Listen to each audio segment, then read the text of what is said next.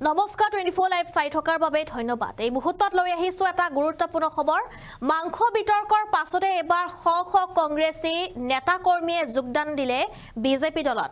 মাংসৰ যি বিতৰ্ক হৈছিল সেয়া বিতৰ্কৰ পাছতে এতিয়া সামগুৰিত কংগ্ৰেছী যিসকল নেতা কৰ্মী আছে সেই সকল নেতা কৰ্মী এতিয়া বিজেপিলৈ ঢাপলি মেলিছে, কিয়নো ৰকিবুল হুছেইনৰ বাবে মাংসৰ বিতৰ্ক সৃষ্টি হৈছে বুলি উল্লেখ কৰা হৈছে। কংগ্ৰেছ নেতা কৰ্মীসকলে এয়া অভিযোগ তুলি এতিয়া বিজেপিলৈ ঢাপলি মেলিছে। সবিশেষ তথ্য লৈ আহিছো এই মুহূৰ্তত। এবাৰ শ কংগ্ৰেছে যোগদান দিলে বিজেপিত। উপ নিৰ্বাচনৰ পিছতে কংগ্ৰেছত বৃহৎ খহনীয়া দেখিবলৈ পোৱা গৈছে আৰু বিজেপিলৈ শ কংগ্ৰেছী নেতা কৰ্মী এবাৰ ঢাপলি মেলিছে আৰু বিজেপিলৈ ঢাপলি সামগুৰিৰ সংখ্যালঘু অধ্যুষিত অঞ্চলৰ বহু লোকৰ। শ সংখ্যালঘু লোকে এবাৰ বিজেপিত যোগদান কৰিছে। শ সংখ্যালঘু লোকৰ বিজেপিত যোগদান। মাংস বিতৰ্কৰ পিছতে ক্ষুব্ধ হৈ পৰিছে শ কংগ্ৰেছী লোক। আমি দৃশ্য এই মুহূৰ্তত দেখুৱাই আছো। শ কংগ্ৰেছী এবাৰ লোকে যোগদান কৰিছে বিজেপিত। উপ নিৰ্বাচনৰ পিছতে কংগ্ৰেছত বৃহৎ খহনীয়া। এয়া দল এৰি বিজেপিলৈ শ কংগ্ৰেছৰ নেতা কৰ্মী এবাৰ যোগদান দিছে বিজেপিলৈ আৰু বিজেপিলৈ ঢাপলি মেলিছে সংখ্যালঘু অধ্যুষিত অঞ্চলৰ বহু কেইজন লোক। আৰু শুকুৰবাৰৰ দিনটোত শ সংখ্যালঘু লোকৰ বিজেপিত যোগদান। শুকুৰবাৰৰ দিনটোত শ লোকে যোগদান কৰিছে বিজেপিত। মাংস বিতৰ্কৰ পিছতে ক্ষুব্ধ হৈছে শ কংগ্ৰেছী লোক।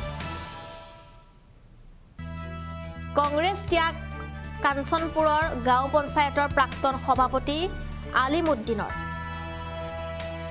আৰু মজিবুৰ ৰহমানে সুৰেশ বৰাৰ উপস্থিতিত বিজেপিত যোগদান কৰিছে বুলি জানিব পৰা গৈছে।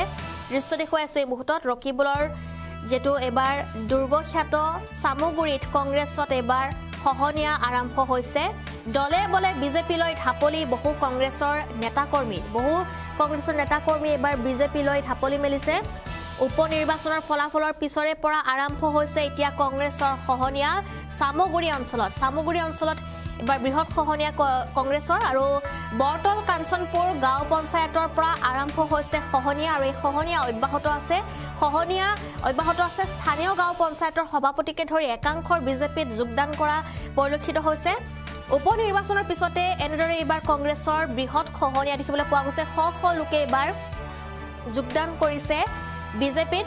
মহিলা পুৰুষ সকলোৱে এবাৰ বিজেপিত যোগদান কৰিছে, যেহেতু বিজেপিলৈ ঢাপলি মেলিছে সামগুৰিৰ সংখ্যালঘু বহু লোক, কিয়নো মাংসৰ বিতৰ্ক হৈছে আৰু এই মাংসৰ বিতৰ্কৰ মূল কাৰণ হৈছে ৰকিবুল হুছেইন বুলি তেওঁলোকে মন্তব্য কৰিছে। যেহেতু ৰকিবুল হুছেইনে যদিহে মন্তব্য নকৰিলে হয় যে বিজেপিয়ে ভোজ ভাত খুৱাইছে গৌ মাংসৰে, তেন্তে হয়তো এই সিদ্ধান্ত কেবিনেটত গ্ৰহণ কৰা নহলহেঁতেন। আৰু ইয়াৰ পাছতে এতিয়া কংগ্ৰেছৰ একাংশ নেতাকৰ্মীয়ে যোগদান কৰিছে বিজেপিত।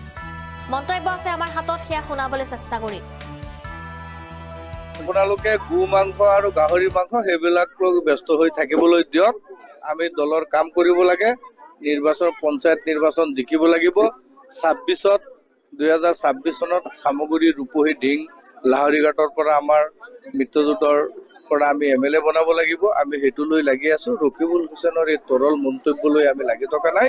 তেখেতক আপোনালোকে কওক যে আপুনিতো তৰল মন্তব্য কৰি জিকিছে, মিয়া এলেকাততো এতিয়া গৰু কটা বন্ধ হৈ গৈছে।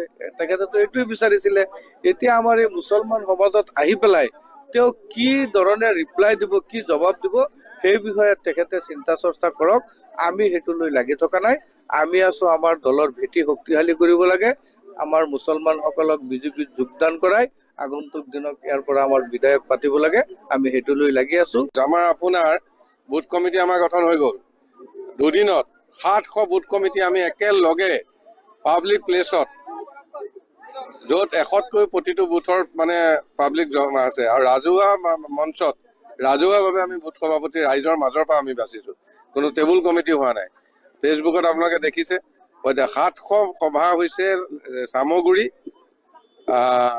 ৰূপহী ঢিং। 700টা বুথৰ মিটিং হৈছে 2 দিনত। আমাৰ 250 অবজাৰ্ভাৰে আপোনাৰ মিটিং কৰিছে। 2 দিনত হোৱা কথা আছিল, এদিন আৰু এক্সটেণ্ড আমি কৰি এটা কেইটামান থাকি গ'ল, আমি কৰিলো। গতিকে তাৰ পৰা বুজা হৈছে 26 ৰণকৌশল আপোনালোক আৰম্ভ কৰি দিছে। আমি হৈ গ'ল, আমাৰ ৰণকৌশল হৈ গ'ল। আমাৰ মুখ্যমন্ত্ৰী ডাঙৰীয়াই আমাৰ টিভিত কৈছে, আপোনালোকে দেখিছে, আমাৰ নিৰ্দেশ আহিছে ওপৰৰ পৰা, আমি ফিল্ডত নামি পৰিছোঁ আৰু প্ৰথম খোজতেই আমি জয় হৈছোঁ যে মাইনৰিটি অঞ্চলত মই নিজেই চাইছোঁ গোটেইটো চামগুৰি ৰিং ৰূপহী তো নিজে দেখিছোঁ মানে আপোনাৰ মানুহ ওলাই আহিছে আৰু 700খন মিটিং হোৱাটো আপুনি দুদিনত ধেমালি পাইছে নেকি? মানে 100তকৈ প্ৰতিখন মিটিঙত মানুহ বেছি আৰু একদম মোক দায়িত্ব লাগে, বুথ প্ৰেচিডেণ্ট মোক দায়িত্ব লাগে, বহুতত পেনেল আনিবলগীয়া হৈছে। মাইনৰিটি এলেকাটো ডাঙৰ কথা, ক'ৰবাত 7জনলৈকে মানে বুথ প্ৰেচিডেণ্ট হ'বলৈ ওলাইছে, আমাৰ স্থানীয় মানে নেতা হ'বলৈ ওলাইছে। চামগুৰিত 10জন হৈছে এটা বুথত, এনেকুৱা হৈছে। এতিয়া আমি চিলেক্ট কৰাই সমস্যা হৈ গৈছে যে কাক মানে বুথ প্ৰেচিডেণ্ট দিম, এনেকুৱা এটা হৈ গৈছে। এনেকুৱা আমি আজি কাঞ্চনপুৰ গাঁও পঞ্চায়তৰ মোৰ জন্ম হোৱাৰ পিছত কাঞ্চনপুৰ গাঁও পঞ্চায়তৰ বিজেপিৰ হৈ প্ৰথম মিটিং আজি কাঞ্চনপুৰ গাঁৱত অনুষ্ঠিত হৈছে। মানুহখিনি এতিয়া জাগ্ৰত হৈছে, মানুহখিনি এতিয়া বৰ্তমান শিক্ষিত হৈছে, মানুহখিনি গম পাই আছে যে কেনেকৈ চলিলে বৰ্তমান চেণ্ট্ৰেলত চৰকাৰ আছে বিজেপি, অসমত চৰকাৰ আছে বিজেপি। যদি আমি চৰকাৰৰ লগত মিলি জুলি নাথাকোঁ, আমি কোনো ধৰণৰ কাম কাজ কৰিব নোৱাৰোঁ বা নাপাওঁ।